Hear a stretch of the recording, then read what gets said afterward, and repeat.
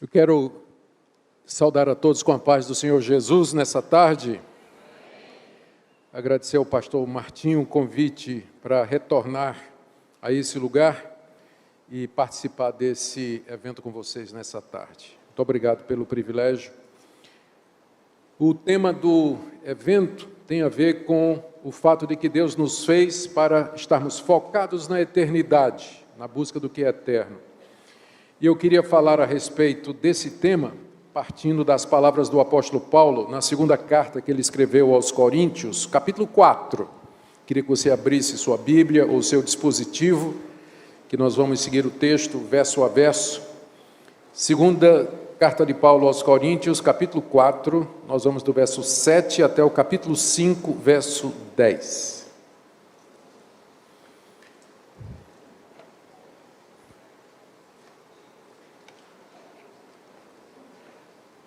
Deixa a sua Bíblia aberta aí, deixa marcadinho aí, porque nós iremos fazer a leitura à medida que nós prosseguirmos com a exposição, porque o texto é um pouco demorado.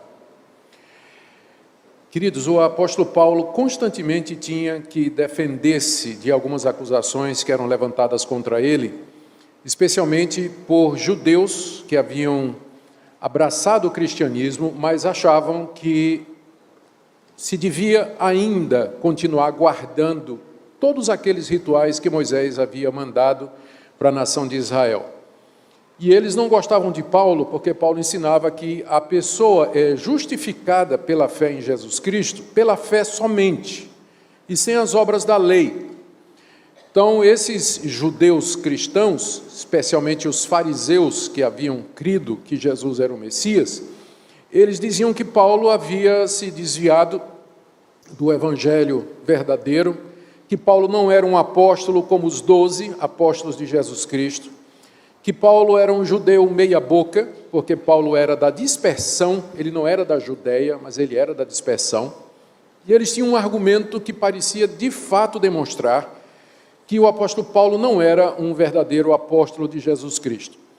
Porque se Paulo fosse realmente de Deus, como explicar que os judeus, a própria nação do apóstolo Paulo, em peso, havia rejeitado a mensagem dele? Não tinha cidade onde Paulo fosse pregar, onde ele não tivesse sido apedrejado, preso, expulso, fustigado com varas, rejeitado, passado um tempo na prisão. Os judeus consistentemente rejeitavam a pregação do apóstolo Paulo e o perseguiam de cidade em cidade. Então, se Paulo era de Deus, por que o povo de Deus não acreditava na mensagem dele? Não era essa uma prova de que Paulo não era realmente de Deus? E aí, o passo seguinte era dizer que Paulo só continuava a pregar esse evangelho, apesar de todo o sofrimento que ele passava, porque ele tinha interesses financeiros, ele era um mercenário. Ele pregava o evangelho para abrir igrejas e aí viver das ofertas e contribuições daqueles que ele havia enganado com esse falso evangelho. Não é de estranhar que praticamente em todas as cartas que Paulo escreveu, logo no início, quando ele se apresenta, ele diz: Paulo, apóstolo de Jesus Cristo, pela vontade de Deus, ou mediante o mandato de Deus. O tempo todo ele está reafirmando que ele é um apóstolo de Jesus Cristo, porque havia toda essa hostilidade contra ele. Na literatura que ele escreveu aos Coríntios, nós temos 2 cartas, ele fala com frequência desses sofrimentos que ele passava. Se você quiser me acompanhar, deixa marcado aí 2 aos Coríntios 4, 1 aos Coríntios capítulo 4, 1 aos Coríntios capítulo 4 agora. Escrevendo aos Coríntios, ele diz no verso 9: a mim me parece que Deus nos pôs a nós, os apóstolos, em último lugar, como se fosses condenados à morte, porque nos tornamos espetáculo ao mundo, tanto a anjos como a homens. Nós somos loucos por causa de Cristo e vós sábios em Cristo. Nós fracos e vós fortes, vós nobres e nós desprezíveis. Até a presente hora sofremos, aí vem a lista, fome e nudez, somos esbofeteados, não temos morada certa. É o primeiro sem terra, né, da história, Paulo. Não tinha morada certa. Nos afadigamos, trabalhando com as nossas próprias mãos, quando somos injuriados, bendizemos, quando perseguidos, suportamos, quando caluniados, procuramos conciliação. Vê essa frase agora. Até agora temos chegado a ser considerados lixo do mundo e escória de todos. Era isso que o apóstolo Paulo experimentava, era isso que ele sofria. Aqui na segunda carta aos Coríntios, vamos agora para o capítulo 11. Paulo tem outra lista aqui dos seus sofrimentos. Se comparando com aqueles adversários que o criticavam, ele pergunta no verso 23, 2 aos Coríntios 11, 23. São ministros de Cristo?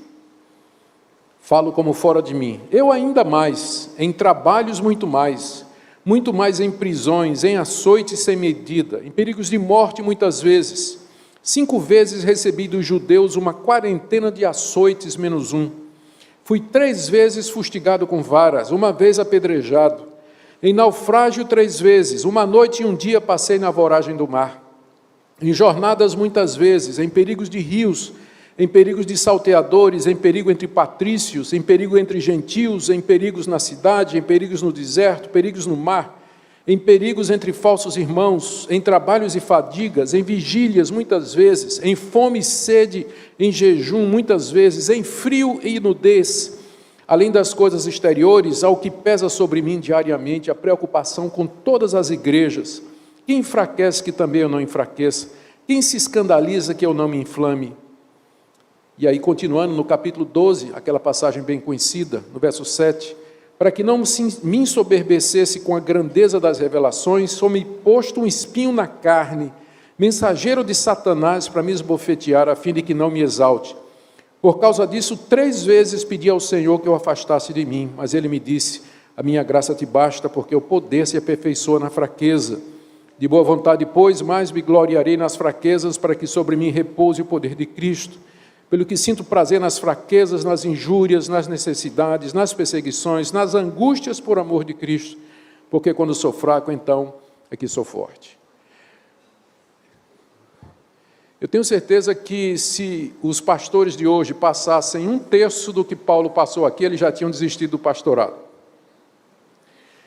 Paulo era uma pessoa que, de fato, foi perseguida, experimentou privações, arriscou sua vida nas viagens missionárias, tudo isso por amor de Jesus Cristo.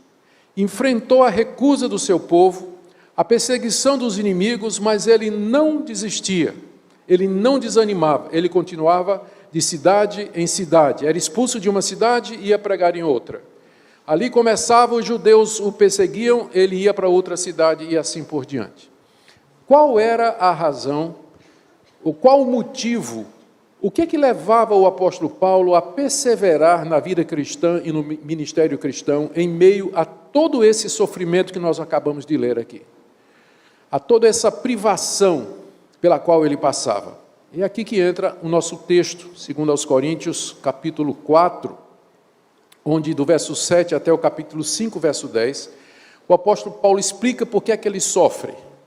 Por que razão Deus permite que ele passasse por todas aquelas perseguições, hostilidades, privações, arriscando sua vida em tantos lugares diferentes? E o que eu quero ver com vocês, então, em primeiro lugar, é a explicação que ele dá para o fato de que Deus o submete aos sofrimentos, que vai do verso 7 até o verso 15.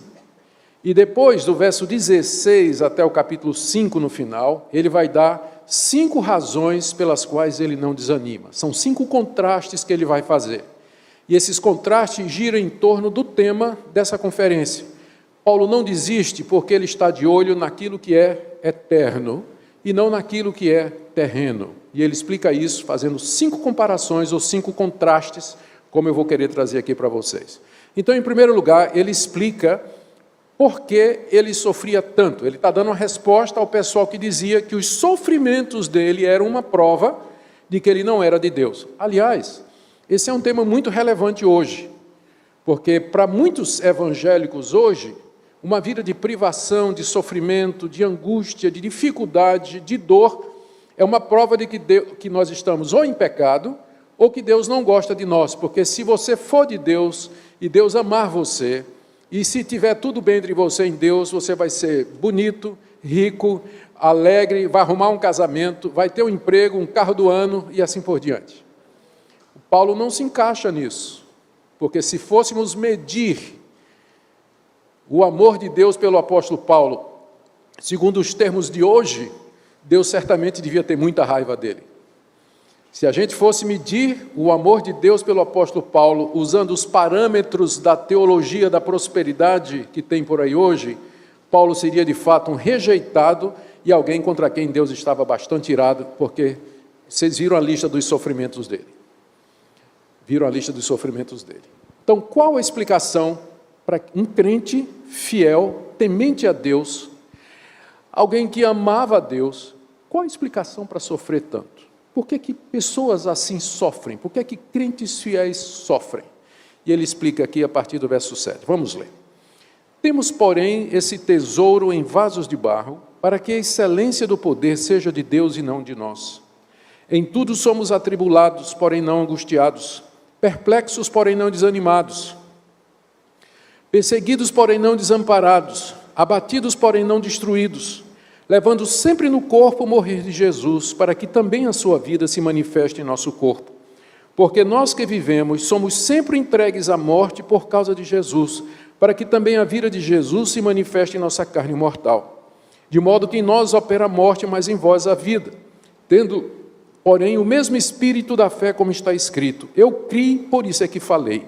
Também nós cremos, por isso também falamos, sabendo que aquele que ressuscitou o Senhor Jesus, também nos ressuscitará com Jesus e nos apresentará convosco.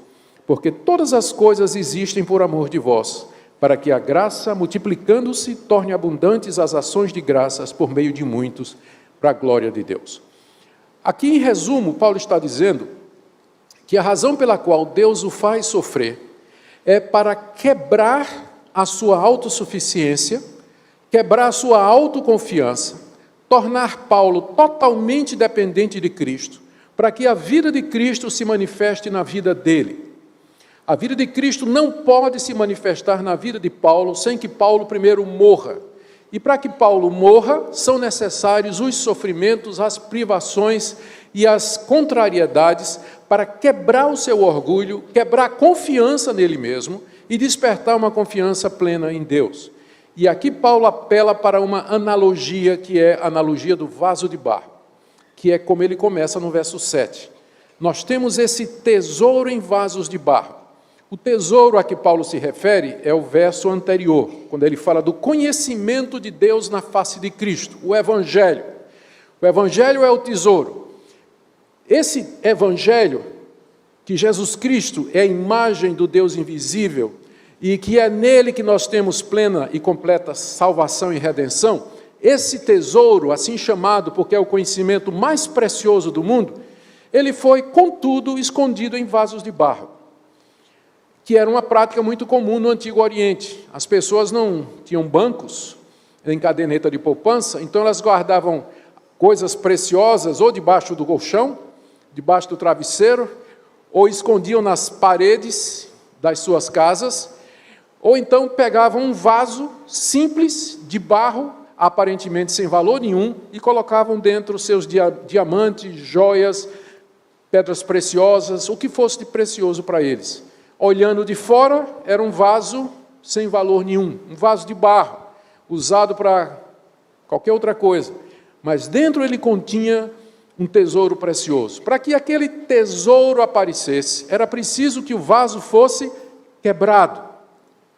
E fosse quebrado, para que a preciosidade que ele escondia pudesse ser revelada em plena luz. Paulo se vê como esse vaso de barro. Eu sou um vaso de barro. E o conhecimento do Evangelho está entesourado dentro de mim. Deus me deu essa revelação, esse conhecimento de quem é Jesus. Mas eu só posso, essa verdade só pode ser transmitida e aparecer a outras pessoas se eu sair do caminho. Eu tenho que sair do caminho, eu tenho que ser quebrado, o vaso tem que ser quebrado para que Cristo apareça. Essa é a razão da quebradeira que Deus promovia na vida do apóstolo Paulo, como ele diz aqui. temos, porém, esse tesouro, que é o Evangelho, em vasos de barro, que é a nossa constituição como humanos, é a nossa humanidade, para que a excelência seja de Deus, a excelência do poder seja de Deus e não de nós. Para que fique claro que o poder é de Deus, e não da habilidade de Paulo, da sua inteligência, da sua força, da sua capacidade. Deus resolveu fazer assim, para que a glória fosse dele.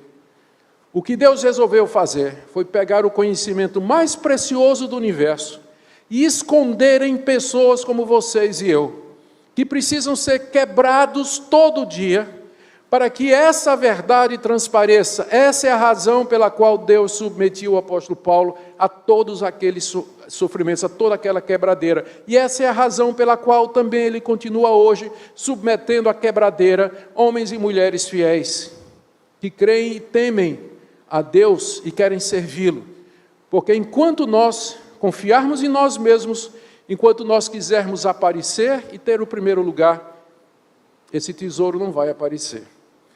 Para que fique claro que a excelência do poder é de Deus, o vaso tem que ser quebrado. De que maneira Deus faz isso? Nos versos seguintes, de 8 a 9, Paulo faz 4 contrastes aqui, para mostrar de que maneira fica evidente que o poder do Evangelho para salvar é de Deus e não dos homens. Veja só, verso 8. Em tudo nós somos atribulados, porém não angustiados. Ou seja, Deus quebrava Paulo até onde Paulo podia aguentar. No limite, no limite. Em tudo eu sou atribulado, porém não ao ponto de ficar angustiado, desesperado. Deus sabe até onde a gente aguenta. Então ele nos leva ao extremo, ao ponto até onde a gente pode ir. Segundo contraste. Perplexos, porém não desanimados. Perplexo é alguém que foi surpreendido por alguma coisa que ele não sabe explicar, está perplexo. Então, não poucas vezes na sua vida, Paulo se viu perplexo. Deus, por que isso está acontecendo? Por que essa dificuldade? Por que essa porta não se abre? Me parece tão óbvio que o melhor caminho era por aqui. As coisas não aconteciam sempre como Paulo queria, e ele ficava perplexo, porém não desanimado. Deus não deixava que ele ficasse perplexo ao ponto de dizer assim, eu desisto.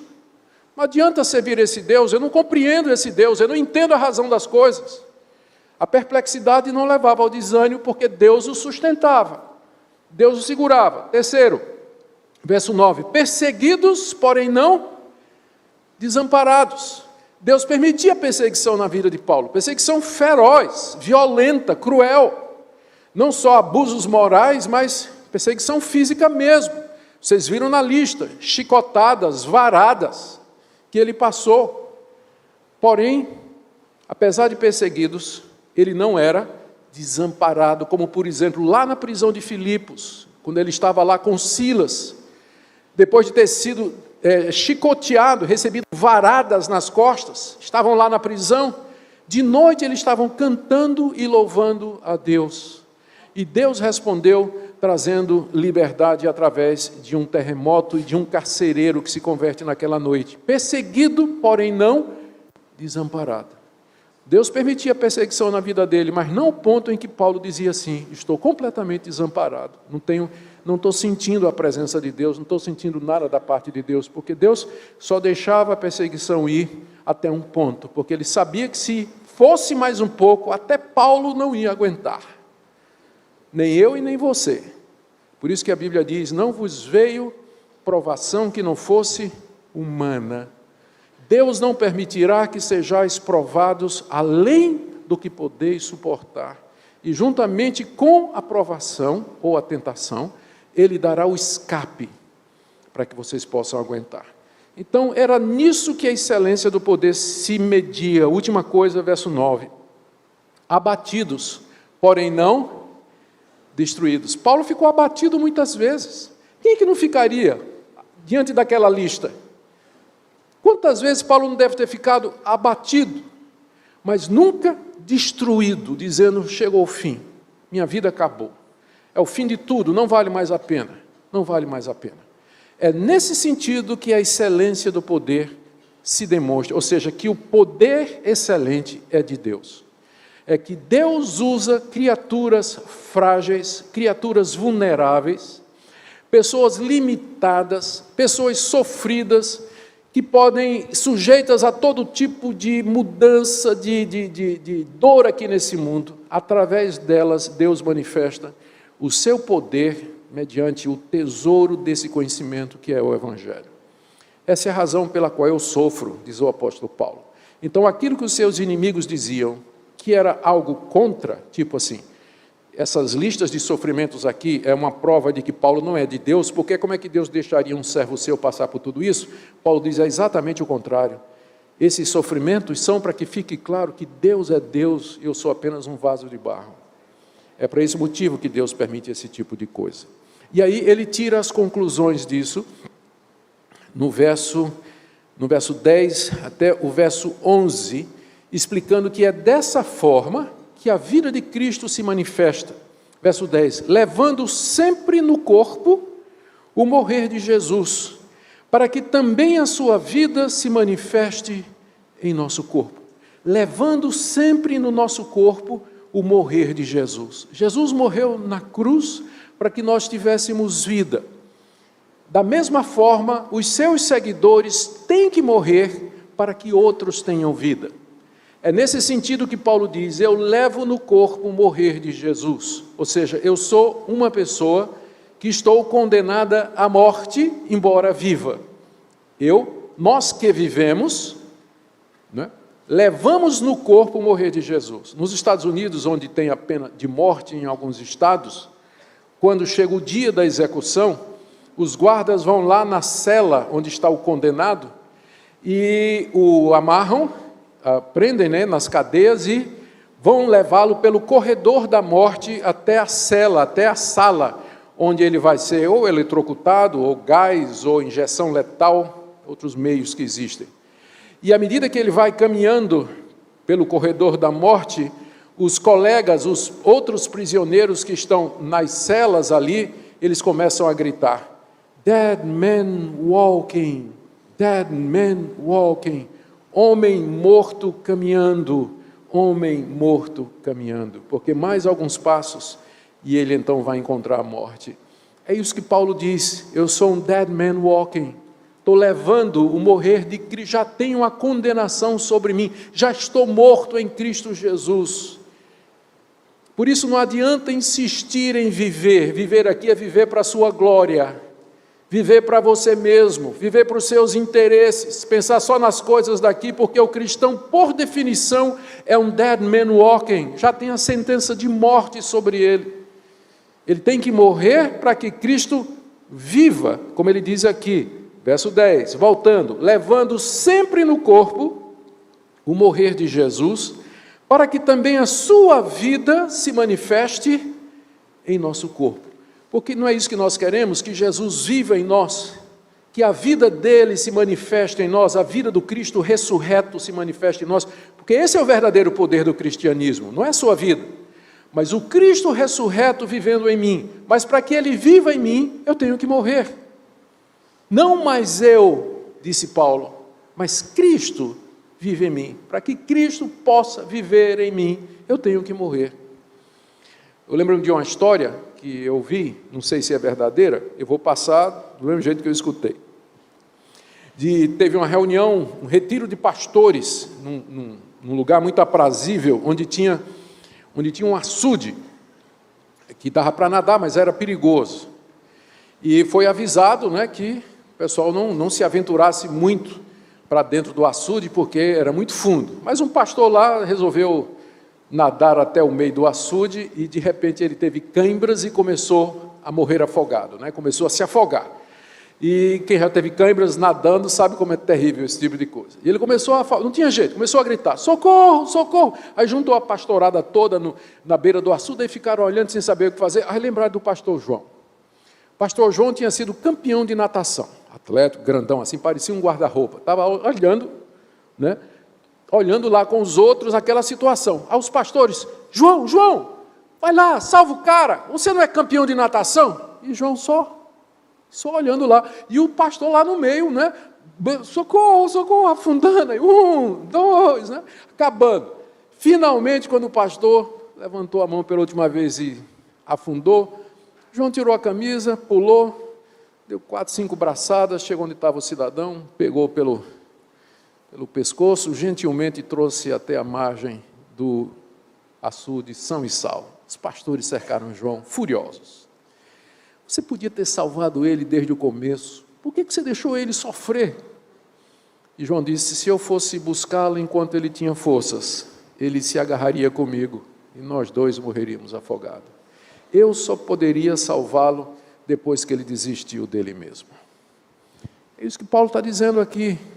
Nós temos que morrer para que Cristo possa viver. Verso 11, nós que vivemos, somos sempre entregues à morte por causa de Jesus, para que também a vida de Jesus se manifeste em nossa carne mortal. Olha a conclusão de Paulo no verso 12. De modo que em nós, aqui ele está falando como pastor, em nós pastores, ministros, pregadores do Evangelho, em nós opera a morte, mas em vós, ovelhas, discípulos, crentes, opera a vida. Ou seja, pastor tem que morrer, pregador tem que morrer, para que o rebanho viva. E é por isso que eu estou sofrendo, diz o apóstolo Paulo. É por isso que Deus me quebra, por isso essa lista de sofrimentos aqui, porque eu só posso ser útil se eu estiver morto. Se eu estiver morto. Em nós opera a morte, mas em vós opera a vida. Não tome o que eu estou dizendo literalmente e que ninguém tente alguma coisa contra a vida do pastor Martinho, por favor. Dizendo assim, pastor bom é pastor morto. É verdade. Pastor bom é pastor morto.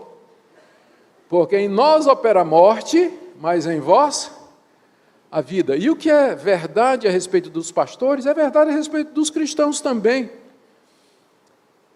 Como cristão, a morte tem que operar em nós, para que através de nós a vida de Cristo possa fluir para outras pessoas. Enquanto nós nos apegarmos à nossa vida, a vida de Cristo não fluirá em nós.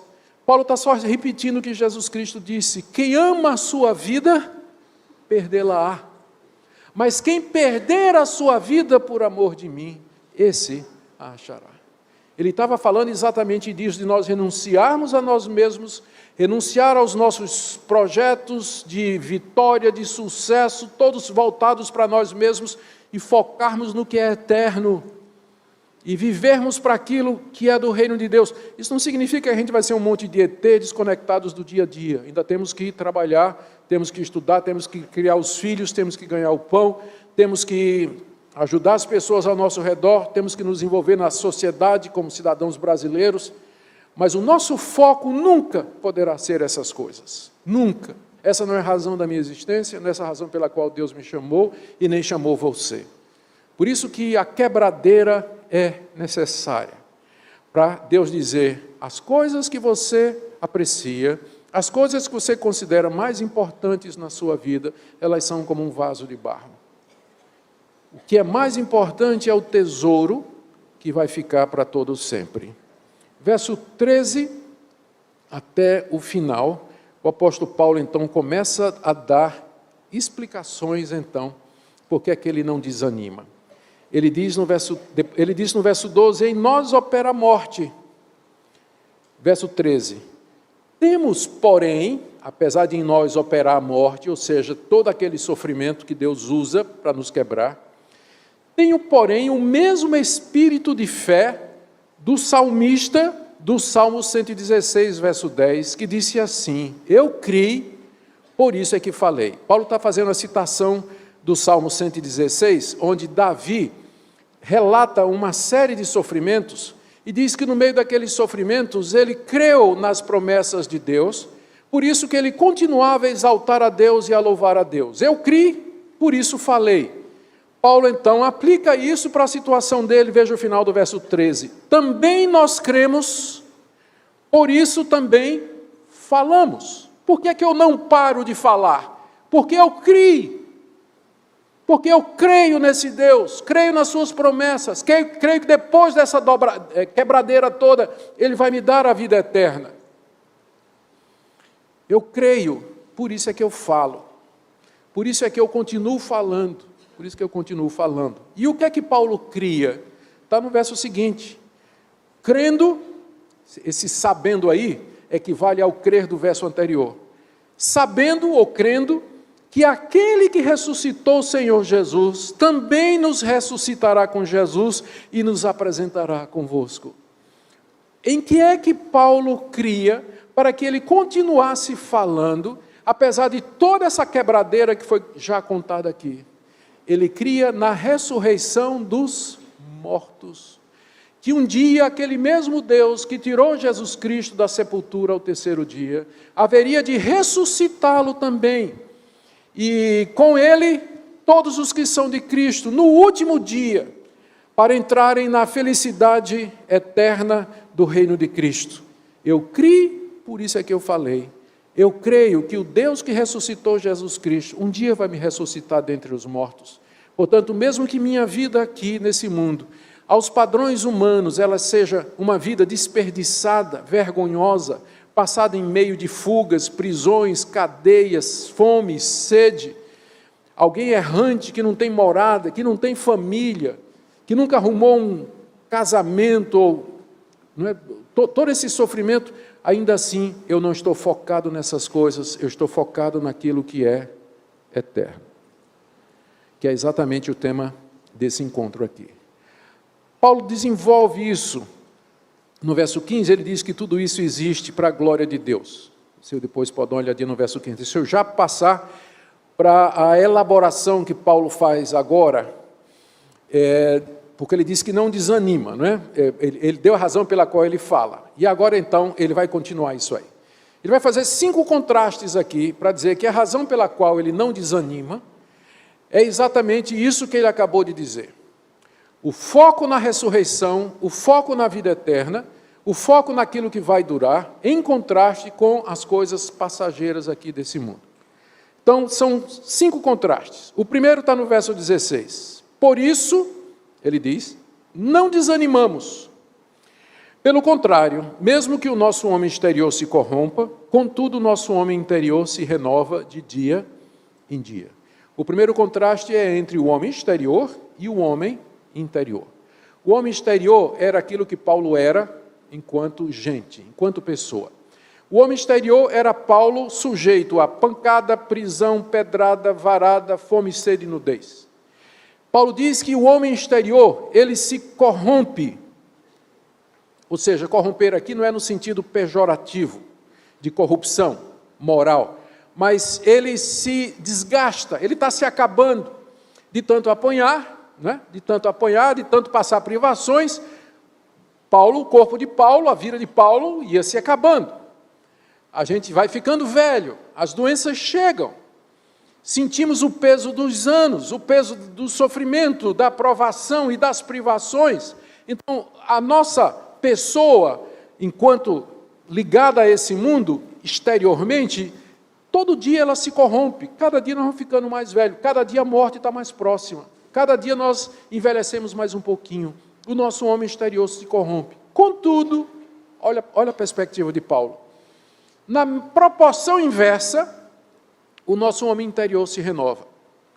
Enquanto o homem exterior se corrompe, se desgasta e vai se acabando, o homem interior se renova. O homem interior é aquilo que nós somos em Cristo. É aquilo que nós somos em Cristo Jesus. O homem interior é aquela nova natureza, é o novo homem, o novo nascimento que Deus fez em nós, aquilo que eu sou em Jesus Cristo, que a Bíblia chama de nova criatura. Ela se renova todo dia no meio dos sofrimentos que me acontecem externamente. Diariamente eu aprendo mais de Deus, a confiar mais em Deus, a apreciar mais as coisas de Deus, a desejar a vinda de Cristo, a querer ser mais semelhante ao Senhor Jesus Cristo. Enquanto isso, o meu corpo vai se deteriorando, eu vou ficando velho, vou ficando doente, vou passando por dificuldade, vou passando por provações, mas por dentro eu vou crescendo, enquanto por fora eu vou murchando.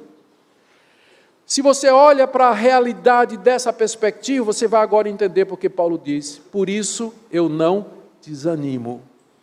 porque meu foco é no homem interior. O homem exterior ele vai passar. Não quer dizer que a gente não vai cuidar do homem exterior. A gente tem que alimentar-se bem, se puder, não é? Tem que descansar, tem que ter atividade física, além de levantamento de garfo e de copo.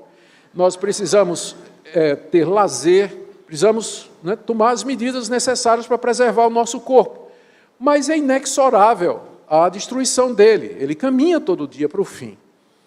Mas, enquanto isso, nós devíamos focar no homem interior. Quantos de nós se preocupa muito mais com o homem exterior do que com o homem interior, na verdade? A julgar pelo tempo que as meninas gastam diante do... Uma pergunta, quanto tempo você gasta mais tempo antes do culto? Diante do espelho ou lendo a Bíblia e orando pelo seu pastor? Misericórdia, né? Só uma pergunta, inocente. A preocupação que a gente tem com o exterior, o homem exterior, com o físico, com a aparência, não é que está errado, o problema é quando isso é feito em detrimento da preparação do homem interior, que se renova todo dia. Por isso, quando alguma coisa vai acontecer com o homem exterior, estou ficando feia, né? As rugas estão chegando. A mulher já fica, né, totalmente angustiada. Por quê? Porque o foco é o externo. O foco é o homem exterior. Mesma coisa os rapazes também. As pessoas de meia idade, no casamento, a gente vai ficando velho, vai ficando preocupado. Mas se nós lembrarmos que o foco é o homem interior, nós vamos dizer como Paulo, por isso nós não desanimamos. Nós continuamos firmes como cristãos, apesar do sofrimento que vem sobre nós. Segundo contraste, no verso 17. Porque nós não desanimamos porque a nossa leve e momentânea tribulação produz para nós eterno peso de glória acima de toda comparação. O contraste aqui é entre a glória pesada que nos está revelada, ou reservada. Quando fala em glória pesada, peso de glória, é a ideia de denso, alguma coisa extremamente denso, por isso é tão pesado. Alguma coisa muito intensa, muito radical, que Deus preparou para nós. É a glória que nos está reservada, preparada no céu, na vinda do Senhor Jesus e na ressurreição dos mortos. Comparada com esse peso de glória, a nossa tribulação aqui nesse mundo, Paulo diz, é leve e momentânea. Agora, pensa bem, como é que alguém pode pegar aquela lista de sofrimento, varada, pedrada, prisão, fome, naufrágio, perseguição, e dizer que isso é leve e momentâneo? Só se você comparar essas coisas com a glória que está preparada para aqueles que passam por isso por amor de Jesus Cristo. Então, comparado com a glória pesada que nos está revelada, está reservada, esses sofrimentos, eles são leves e momentâneos, porque a glória é pesada e eterna. Se você vive sob essa perspectiva, se você olha para a realidade, a perspectiva da eternidade, seus sofrimentos aqui nesse mundo, eles serão leves e momentâneos. Você vai poder suportar, você vai poder conviver com eles, as angústias, as perplexidades, toda aquela relação que Paulo falou. Você vai vê-las de uma outra luz, vai vê-las de uma outra perspectiva, sabendo que Deus está agindo na sua vida, quebrando você, para que você aprenda a depender dele, para que a vida de Cristo se manifeste em você. Terceiro contraste no verso 18, entre coisas visíveis e invisíveis.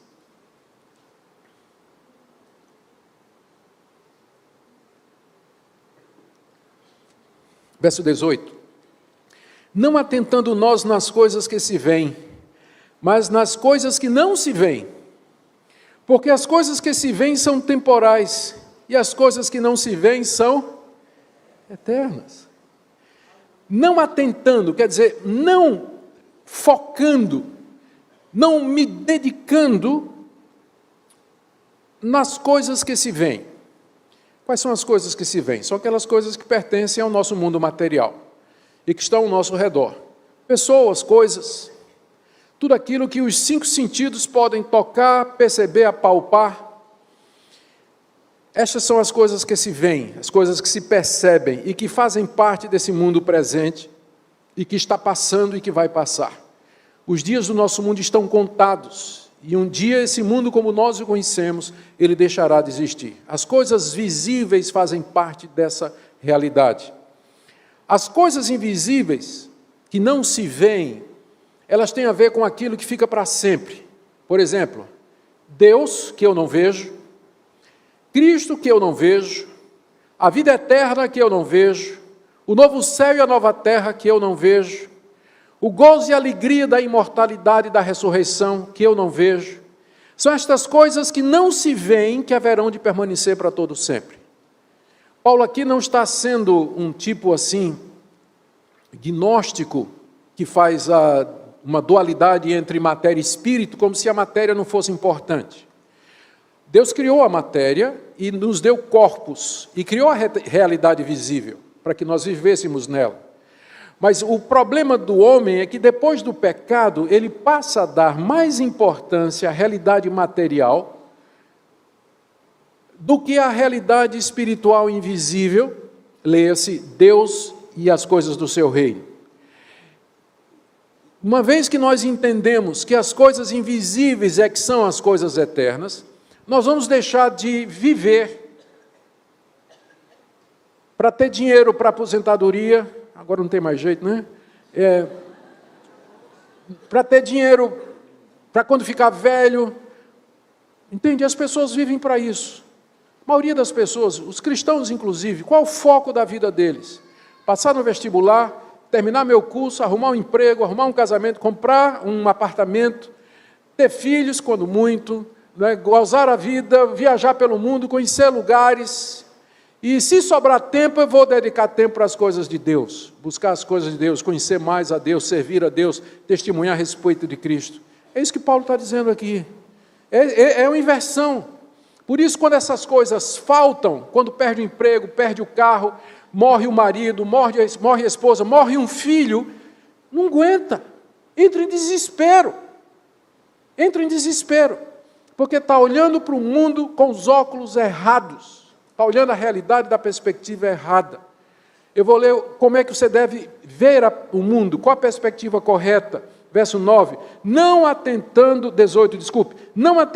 nós nas coisas que se veem, mas nas que se não veem, porque as coisas que se veem são temporais, e as que não se veem são eternas. É o terceiro contraste que Paulo está fazendo para explicar por que é que ele não desanima. Primeiro, porque ele sabe a diferença entre o homem exterior e o homem interior e foca no interior. Segundo, porque comparado com o peso de glória, a tribulação aqui nesse mundo é leve.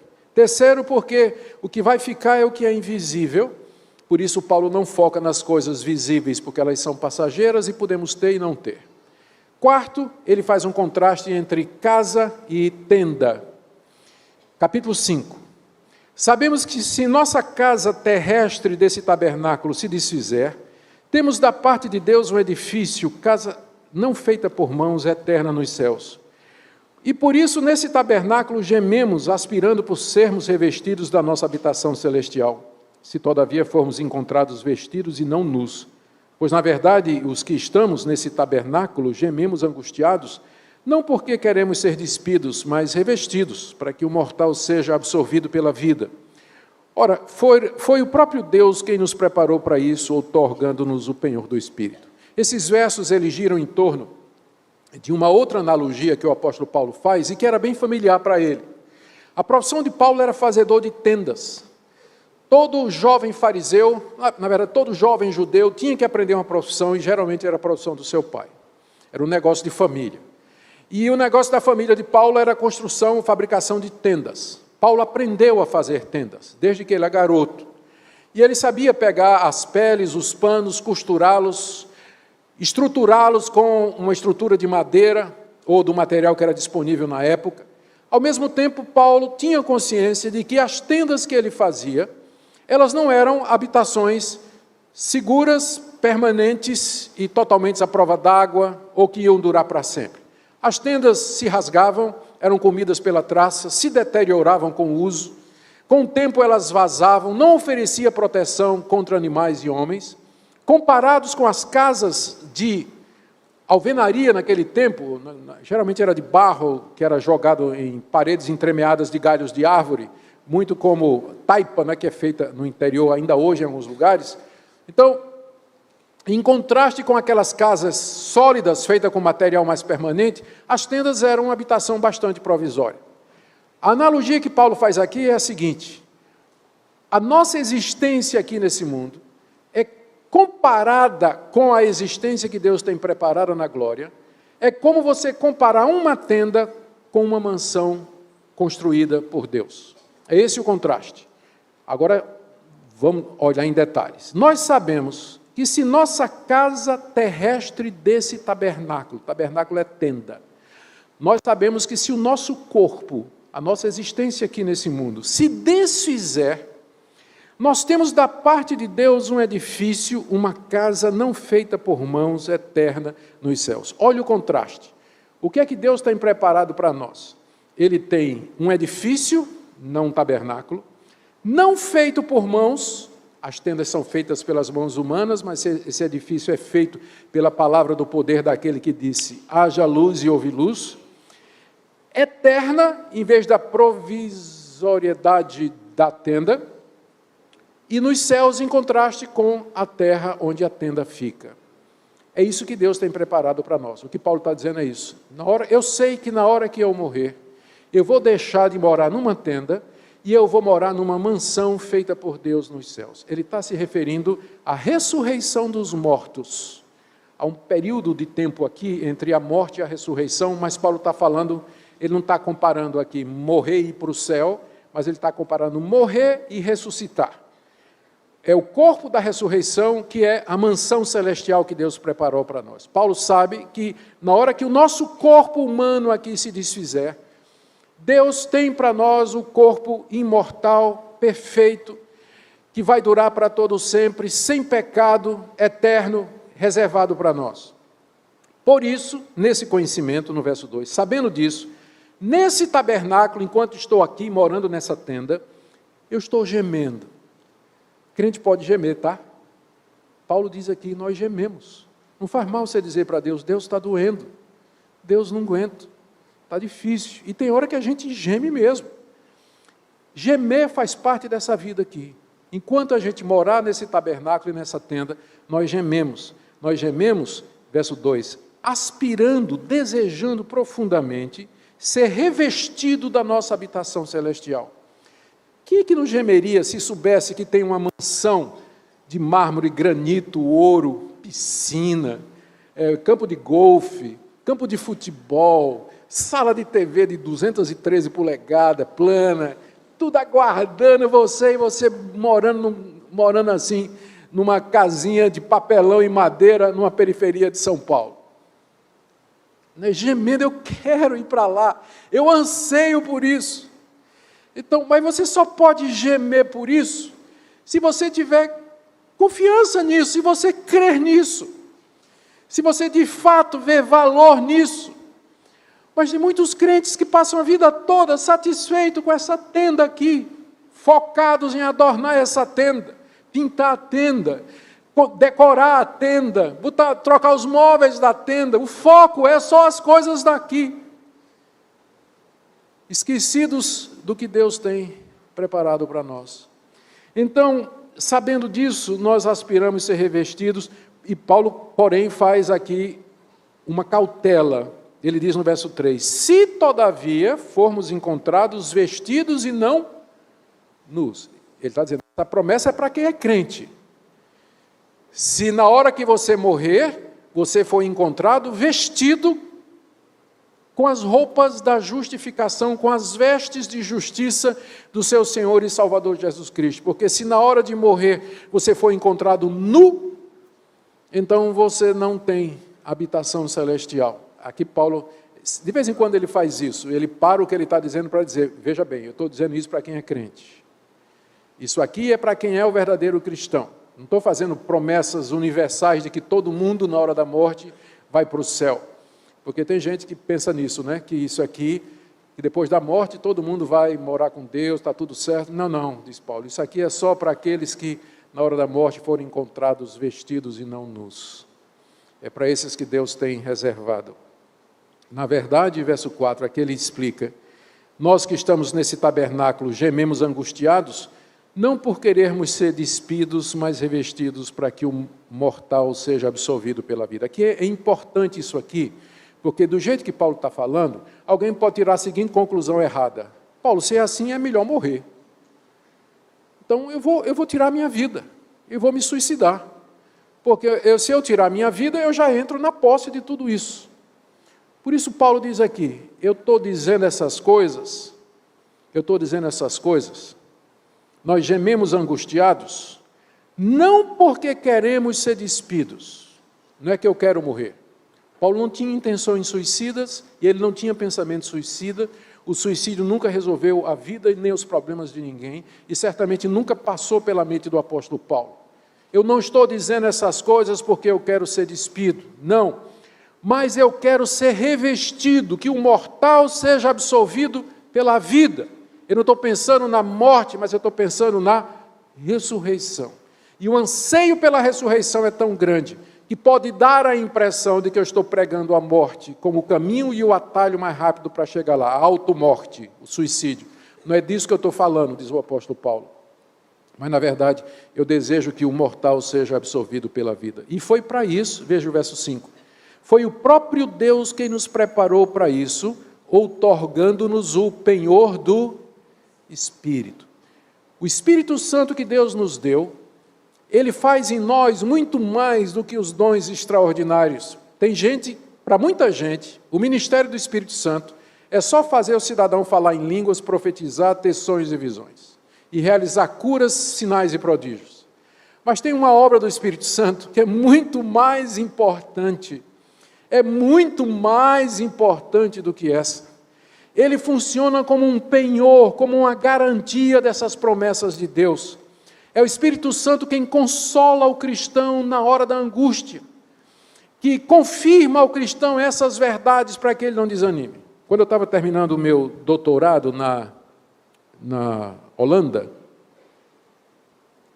o meu professor, meu orientador, na verdade, ele queria que eu lesse um monte de livros de professores liberais, eruditos alemães da metodologia crítica do Novo Testamento, que não acreditavam na inspiração da Bíblia, não acreditavam na ressurreição de Cristo, não acreditavam que Cristo morreu pelos nossos pecados, mas o meu professor queria que eu lesse todos aqueles autores. E durante meses eu mergulhei na incredulidade e no ateísmo daqueles estudiosos críticos do Novo Testamento. Depois de alguns meses, eu estava duvidando se Deus existia.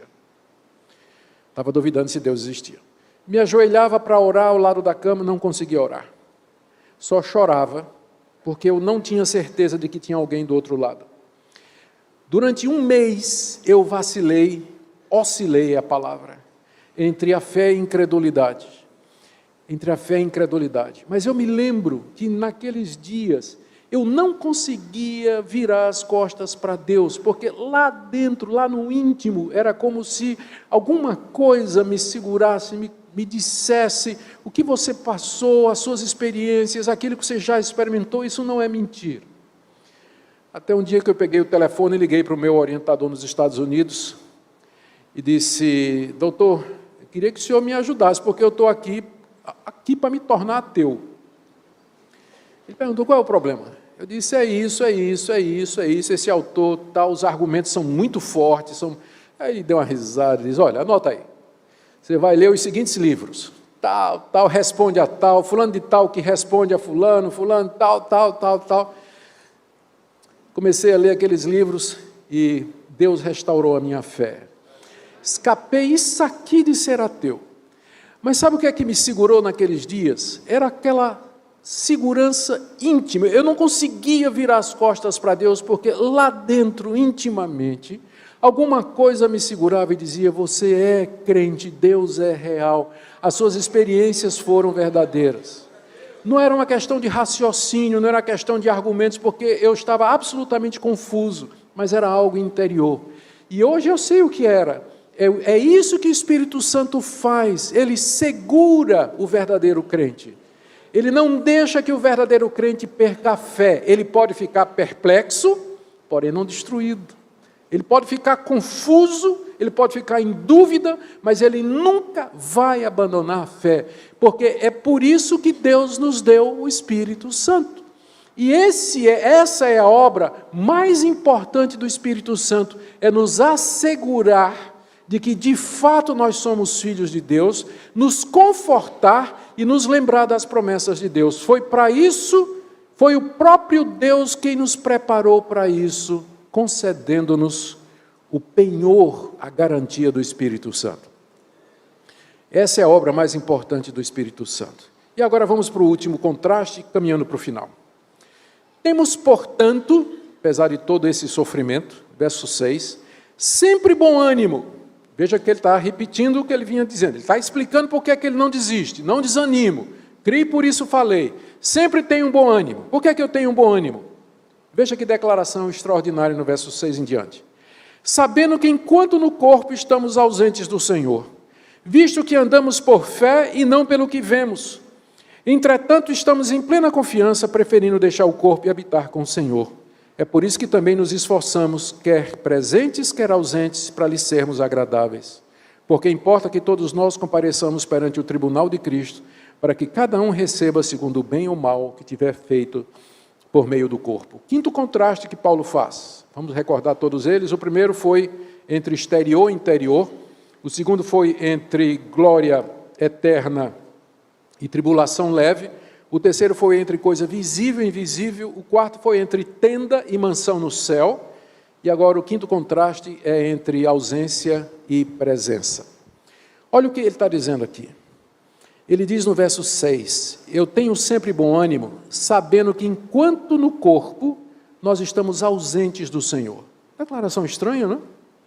Enquanto nós estamos no corpo, estamos ausentes do Senhor Jesus, mas o Senhor Jesus não disse que estaria conosco, nós não dizemos que Cristo está conosco, mas nós estamos ausentes do Senhor Jesus encarnado, do Senhor Jesus na sua pessoa humana. Quando Cristo ressuscitou dos mortos, ele ressuscitou com o mesmo corpo em que ele encarnou, só que glorificado, imortal, que não podia mais morrer. E quando Cristo subiu aos céus, ele subiu com esse corpo. Às vezes os evangélicos pensam que quando Cristo subiu, passou pela nuvem, olhou para um lado, para o outro, não tinha ninguém, pegou o corpo e jogou fora. E ele hoje é um espírito. Não, Cristo continua hoje com o mesmo corpo com o qual ele ressuscitou. O ponto disso é que nós temos um homem assentado à direita de Deus. Por isso que ele é o nosso mediador. Por isso que Paulo disse, há um só Deus e um só mediador entre Deus e os homens, Jesus Cristo, homem. Porque nós temos um representante nosso sentado à direita de Deus nos céus, intercedendo por nós, por isso que ele nos conhece, por isso que ele nos entende e por isso ele nos atende. Mas nós estamos ausentes dele, ele não está entre nós fisicamente como ele esteve durante aqueles 30 anos em que esteve aqui entre nós. Nós não temos a presença dele quando teremos na sua vinda, quando ele vier em glória com o corpo da sua ressurreição, e nós ressuscitaremos, e com nossos corpos semelhantes ao dele, nós viveremos no reino messiânico para todo sempre, no novo céu e na nova terra, onde habita a justiça. Então, enquanto nós estamos aqui, nós estamos ausentes fisicamente do Senhor Jesus. Olha a conclusão de Paulo no verso 7.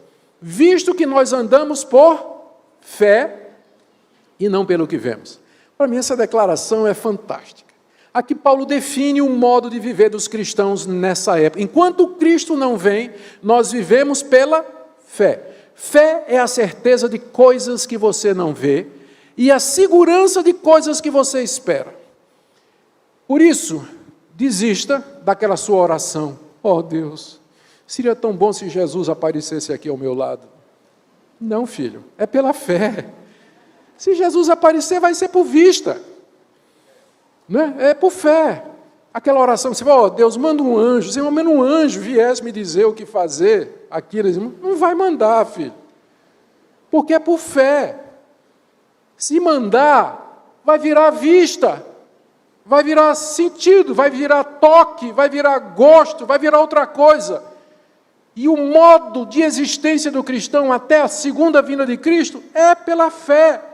Então, aprenda a viver pela confiança no que Deus disse na palavra, e não pela busca de sinais, aparições, prodígios, porque isso não é mais espiritual, ao contrário. Porque tem gente que pensa que isso é mais espiritual, mas não é. Espiritual é viver pela fé, viver na dependência de Deus, confiado na palavra dele, como disse Jesus, quando Tomé tocou nas feridas dele e disse: meu Senhor, meu Deus. Qual foi a resposta de Jesus? Porque me vistes, creste? Bem-aventurados os que não viram e creram. Bem-aventurados os que não viram e creram. Então, enquanto estamos aqui, nós vivemos pela fé. Porque enquanto presentes no mundo, estamos ausentes do Senhor. Continuando, no verso 8. Entretanto, estamos em plena confiança, fé, preferindo deixar o corpo e habitar com o Senhor. Nós vivemos aqui nessa plena confiança, preferindo, se Deus nos desse a escolha, não é?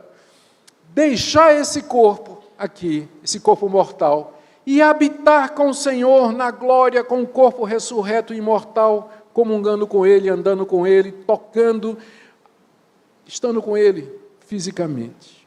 Por isso, verso 9, aqui também nós nos esforçamos.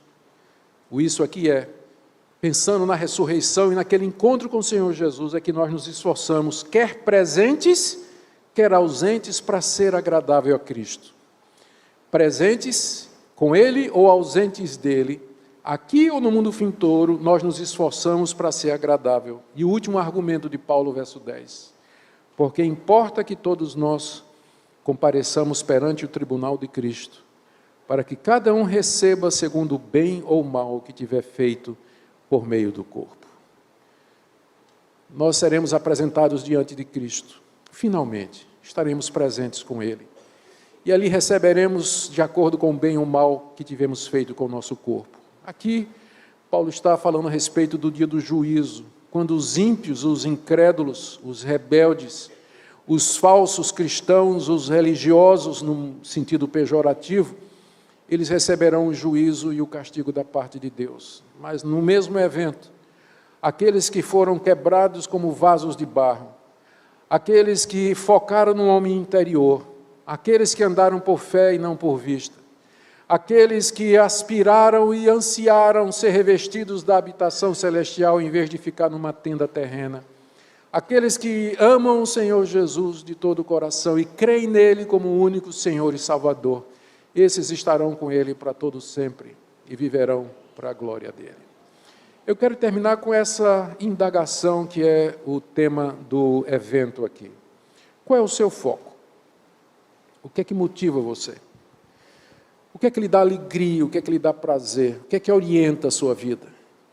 Você vive para as coisas de Deus, para as coisas eternas, para as coisas invisíveis, anseia a ressurreição dos mortos, gostaria de estar face a face com o Senhor Jesus, anseia pela santidade, pela pureza de vida, ou sua vida é focada no prazer sexual, no prazer sensual, na sua aparência externa, na busca das coisas desse mundo? Você me pergunta, mas eu tenho que escolher entre uma coisa e outra.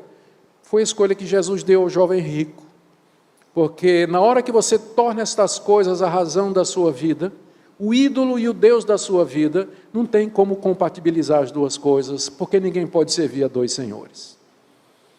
Ou um ou outro. Mas você vivendo para Deus, servindo a Deus, focando nas coisas de Deus, Deus pode lhe dar a graça de você aqui nesse mundo experimentar as coisas boas da criação que Ele fez. Tudo que Deus fez é bom, toda a sua criação é boa. E feliz é aquela pessoa que Deus permite que desfrute das coisas boas da sua criação.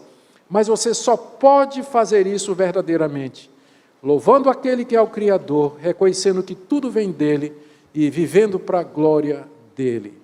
Qual é o foco da sua vida? Que Deus ajude cada um de vocês a reorganizar o seu pensamento a olhar para a realidade a partir da perspectiva da eternidade, porque isso vai ajudar a dizer, como Paulo disse, por isso não desanimamos. Que Deus abençoe vocês.